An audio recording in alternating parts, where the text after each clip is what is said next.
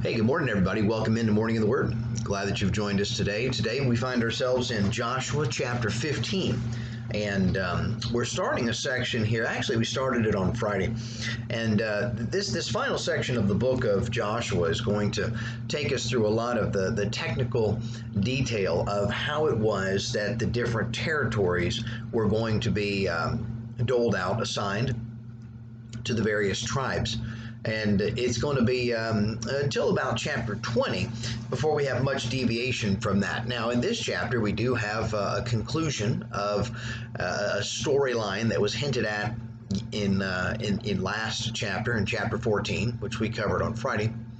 And so we'll be able to pull that together. But I just want to go ahead and say this from the outset of this particular section, that this becomes one of those times, sort of like with when we have genealogies or when we have listings of people or tribes. This becomes one of those sections that, as we've talked about many times, we have a great tendency to just glance over and say, oh, right, from here to here to here to here to here to here, right, whatever, okay, go on. And that's something that is, I think, a natural disposition for most of us to do, because these are places that are not familiar to us, and these are descriptive terms that are harder for us to understand. Two things I want to suggest. One is the thing that we always try to do anytime we come to a piece of text like that, and that is to always look for the hidden nugget. This is treasure hunt time, and this gives us an opportunity to use some of those skills that we've been working on, and to hunt down the hidden nugget, the treasure that is hidden within the text. And so we'll try to do that. We'll try to do that together.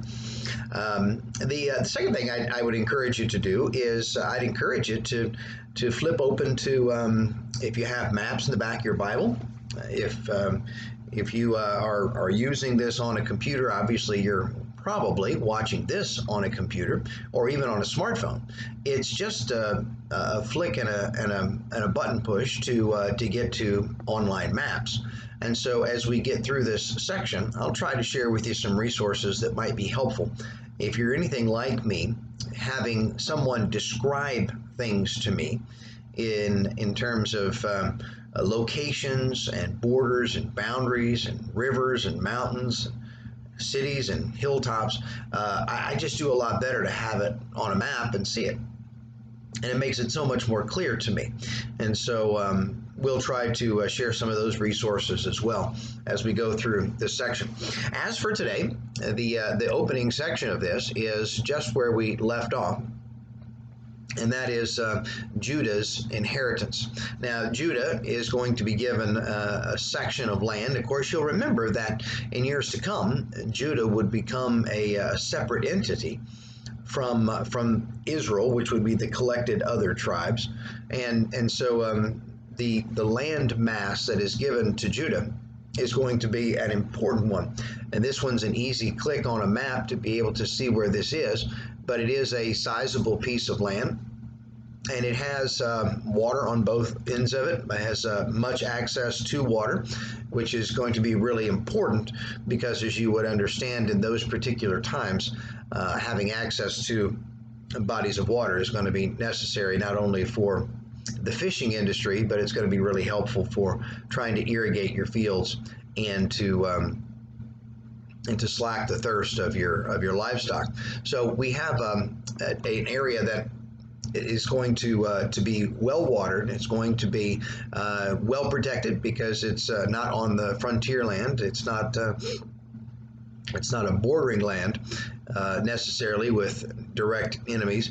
And it also is going to include a hilltop city that is formerly of the Jebusites, but we're going to know it as Jerusalem. So I would suggest that might be a hidden nugget for us here so far before any of the prominent stories that we're going to be familiar with about the city of Jerusalem. You already have in verse 8 this little piece of land that on one side is ran across by the Ben Hinnom Valley, and up the other side of the hill that faces this is another set of valleys, the Rephaim Valley. And where these two valleys carve out this hilltop, this ground prominence there, that's where we're going to have the most significant city, the most important city, and the city in which so many important stories are going to happen from this point forward.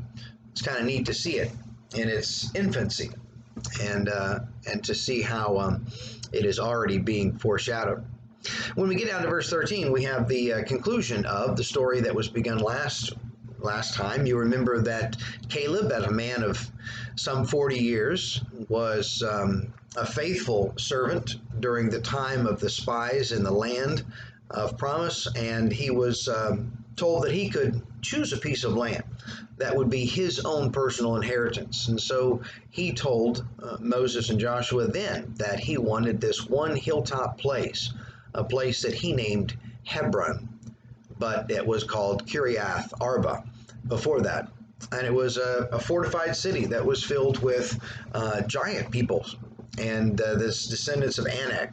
And here he was now 40-something years later with a much older frame, still strong and capable and doing just that. Verse 14, he drove them out.